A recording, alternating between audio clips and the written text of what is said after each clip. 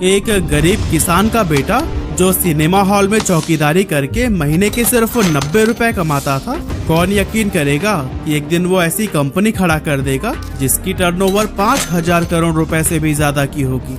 सुनने में ये थोड़ी फिल्मी कहानी सी लगती है, लेकिन इसे सच कर दिखाया है 10वीं पास चंदू भाई ने, जिनके पास एक समय किराए के लिए 50 रुपए तक नहीं थे, लेकिन थिएटर की सीट साफ करके, फिल्मों के पोस्टर्स लगा के और कैंटीन में सैंडविच बेचकर ये गरीब लड़का आखिर इतना सफल कैसे हो गया कि गुजरात की सबसे बड़ी वेफर कंपनी बालाजी वेफर्स का मालिक बन बैठा। ये सफर कितना स्ट्रगल से भरा रहा और इन्होंने कौन सी स्ट्रैटेजीज अपनाई कि इनका सबसे बड़ा कॉम्पिटिटर लेज भी इनके सामने हारता चला गया, सब कुछ हम डिटेल में जानने वाले हैं आज की इस वीडियो में। एक्चुअली बात है 1972 की, जब गुजरात के जामनगर जिले के एक छोटे से गांव के अंदर पोपट रामजी भाई विरानी नाम के एक गरीब किसान रहते थे, जो कि खेती करके ही अपने परिवार का पेट पालते। इन्हें खेतों के ही सहारे जैसे तैसे गुजारा हो रहा था, लेकिन एक साल ऐसा आया कि उनके एरिया में बारिश ही नहीं हुई और सारी फसलें बर्बाद हो गई।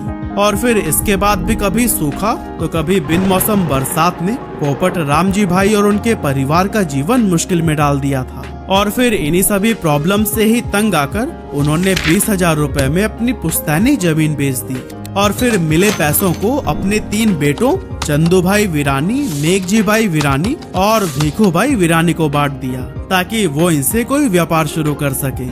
पिता से पैसे मिलते ही 15 साल के चंदू भाई अपने दोनों भाइयों को लेकर राजकोट चले गए और वहां उन्होंने एग्रीकल्चरल प्रोडक्ट्स और फार्म इक्विपमेंट का व्यापार शुरू किया। अब डीलर को भी पता था कि इन्हें बिजनेस का कोई खास नॉलेज है नहीं, इसीलिए उसने महंगे दामों पर इन्हें नकली फर्टिलाइजर बेच दिया। इस तरह से चंदू भाई का अपना पहला वेंचर 2 सालों के अंदर ही बंद हो गया और तीनों भाई सड़क पर आ गए। अब दोस्तों, यहाँ से गांव लौटने का तो कोई मतलब था नहीं, क्योंकि वहाँ कुछ बचा ही नहीं था, इसीलिए ये लोग राजकोट में रहकर ही काम ढूंढने लगे। लेकिन क्योंकि ये ज्यादा पढ़े लिखे थे नहीं, इसीलिए इन्हें कोई अच्छी जॉब नहीं मिल पाई। और इस टाइम पर फाइनेंशियल ट्रबल्स भी इतने ज्यादा बढ़ गए थे कि वो अपने घर का किराया जो सिर्फ 50 रुपए था वो भी पे नहीं कर पा रहे थे, और इसकी वजह से मकान मालिक ने भी उन्हें बाहर का रास्ता दिखा दिया। हालांकि कुछ समय बाद चंदू भाई को एस्ट्रॉन नाम के एक सिनेमा हॉल में चौकीदारी का काम मिला, जिसकी सैलरी थी महीने के 90 रुपए। हालांकि चौकीदारी के साथ साथ कभी वो मूवीज की पोस्टर्स लगा दिया करते थे तो कभी कैंटीन में भी काम कर लेते थे। और फिर इस तरह से कम पैसों में ही सही, लेकिन जैसे तैसे करके उनका गुजारा होने लगा। अब क्योंकि चंदू भाई ईमानदार बहुत थे, इसीलिए कुछ ही टाइम के बाद उन्हें थिएटर की कैंटीन का ठेका मिल गया और अब वो इंटरवल के टाइम पर मसाला सैंडविच बनाकर लोगों में बेचने लगे। ये मसाला सैंडविच लोगों को खूब पसंद आया, जिससे कि चंदू भाई ने थोड़ा प्रॉफिट भी कमा लिया था। और जब हालात थोड़े बेहतर हुए, 1982 में चंदू भाई ने गांव से अपनी पूरी फैमिली को राजकोट बुला लिया और अब फैमिली के सभी मेंबर्स एक साथ मिलकर इस काम को आगे बढ़ाने लगे।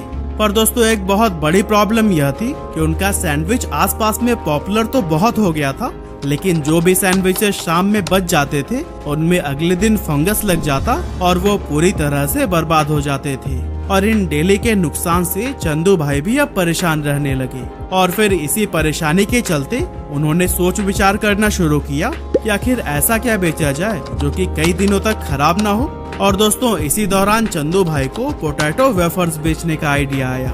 चंदू भाई ने ये आलू के पतले चिप्स किसी वेंडर से खरीदने की डील की और अपने कैंटीन में बेचने लगे। लेकिन आगे चलकर इस बिजनेस में भी उन्हें यह प्रॉब्लम फेस करनी पड़ी कि वेंडर टाइम पर उन्हें सप्लाई ही नहीं करता था। और फिर जब लोग इंटरवल में आकर चिप्स मांगते तो कई बार वो कैंटीन में अवेलेबल ही नहीं होते थे।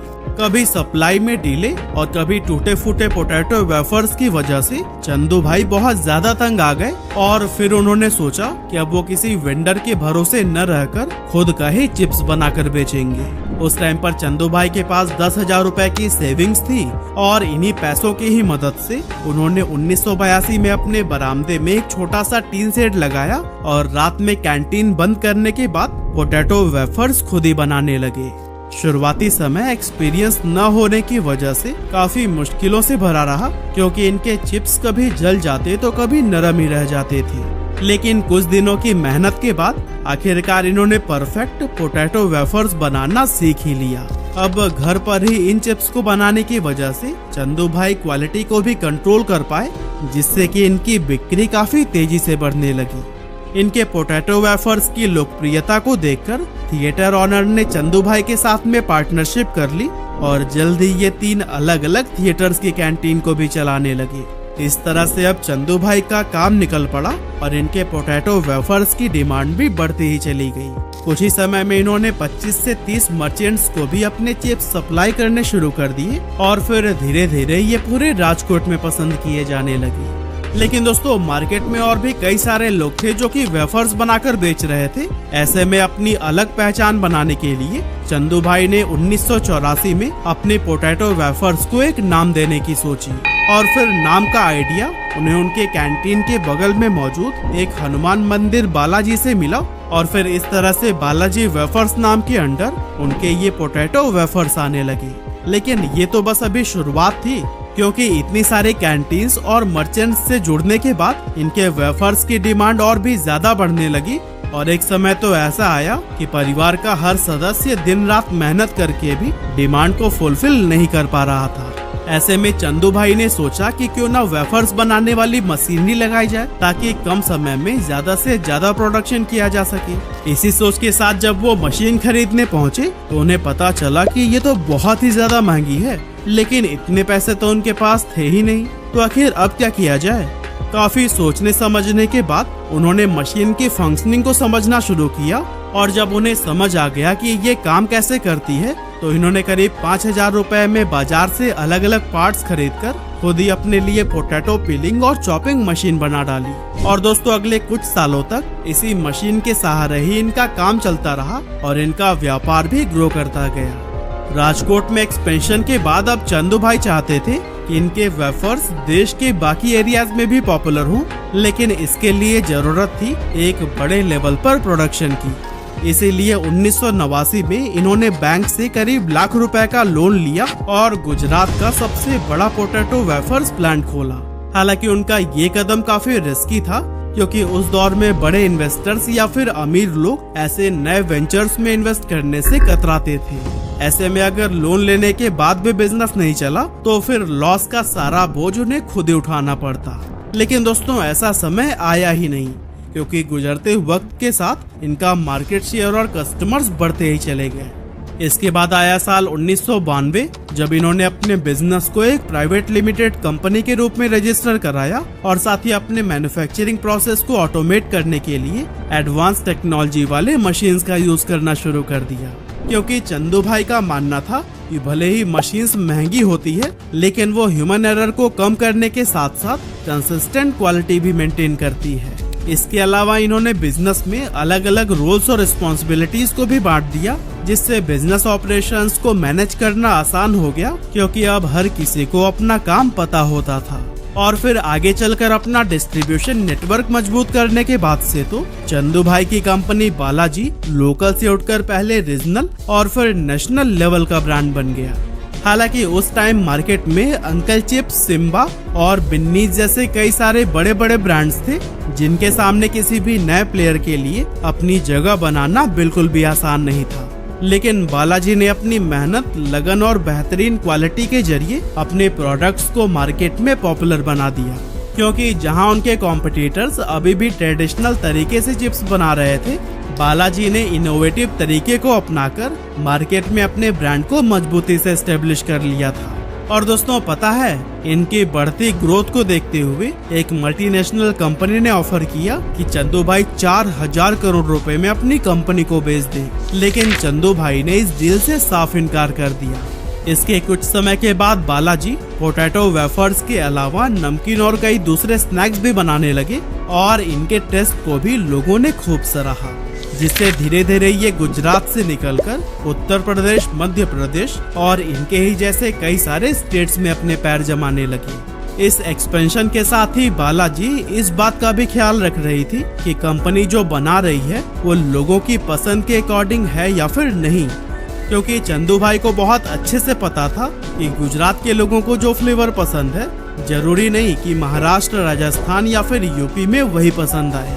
इसीलिए ये इस तरह के भी स्नैक्स को बनाने लगे जो कि लोकल टेस्ट को जस्टिफाई कर सके। यह काम प्रॉपर तरीके से होता रहे, इसके लिए इन्होंने अलग अलग स्टेट्स में अपनी मैन्युफैक्चरिंग यूनिट सेटअप की, जिनमें से 3 गुजरात के, राजकोट, वलसाड़ और वडोदरा में, तो वहीं एक मध्य प्रदेश के इंदौर में लोकेटेड है। और इन मैन्युफैक्चरिंग यूनिट की कैपेसिटी हर दिन 1000 क्विंटल्स पोटैटो वेफर्स और 5000 क्विंटल्स नमकीन बनाने की है, जो कि दिखाती है कि इन्होंने कितना बड़ा प्रोडक्शन सेटअप तैयार किया है।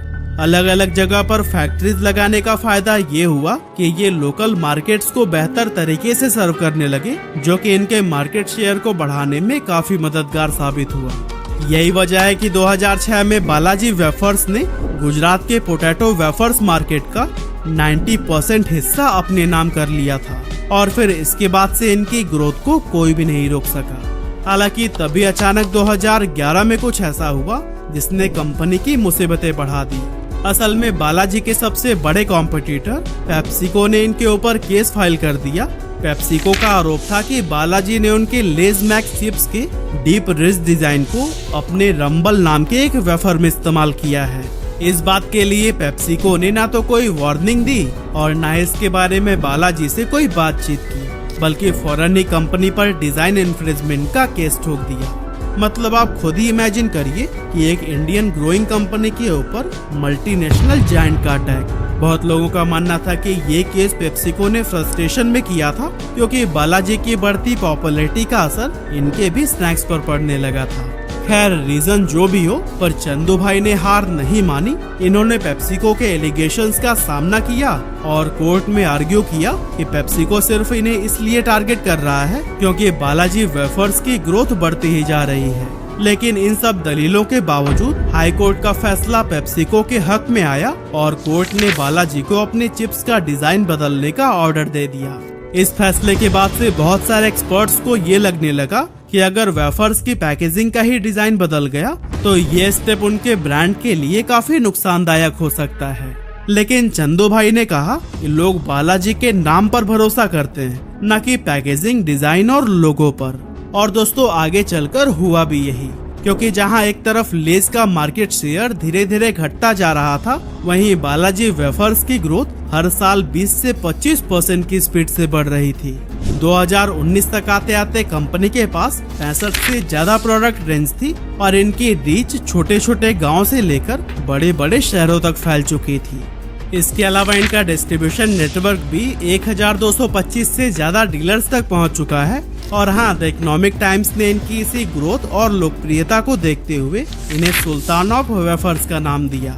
आज बालाजी वेफर्स में हजारों लोग काम करते हैं और कंपनी की बिजनेस फिलॉसफी है कि वो हर एक मेंबर को फैमिली की तरह ट्रीट करते हैं और साथ ही कस्टमर्स को भी value for money product provide करते हैं। और दोस्तों, इनकी इसी फिलॉसफी ने ही इन्हें लोगों के बीच एक वफादार और भरोसेमंद ब्रांड बना दिया है। हालांकि यहाँ तक पहुँचने के लिए चंदू भाई ने कुछ ऐसी बिजनेस स्ट्रैटेजीज पर भी काम किया है जिसके चलते इनके कॉम्पिटिटर्स इन्हें कभी भी हरा नहीं सके। और इन्हीं स्ट्रैटेजीज में से पहली है लोकल फ्लेवर्स।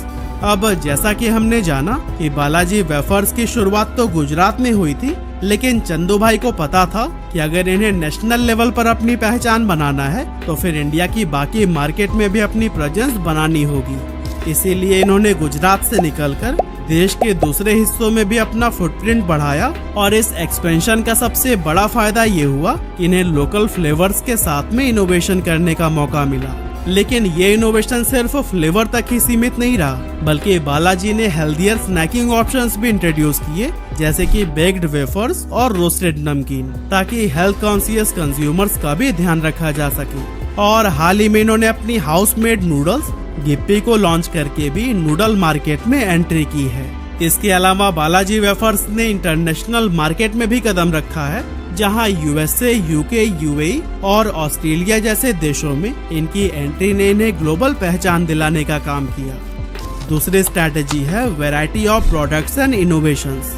मार्केट में टिके रहने और खुद को कॉम्पिटिटर से अलग दिखाने के लिए प्रोडक्ट डाइवर्सिफिकेशन और इनोवेशंस बहुत जरूरी है, और बालाजी वेफर्स ने भी इसे बखूबी समझा और अपने प्रोडक्ट्स की रेंज को डाइवर्सिफाई किया।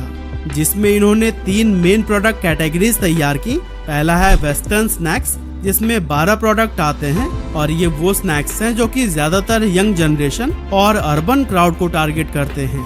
दूसरा है नमकीन, जो कि भारतीय घरों में बहुत पॉपुलर है, खासकर चाय के टाइम पर स्नैक्स के रूप में।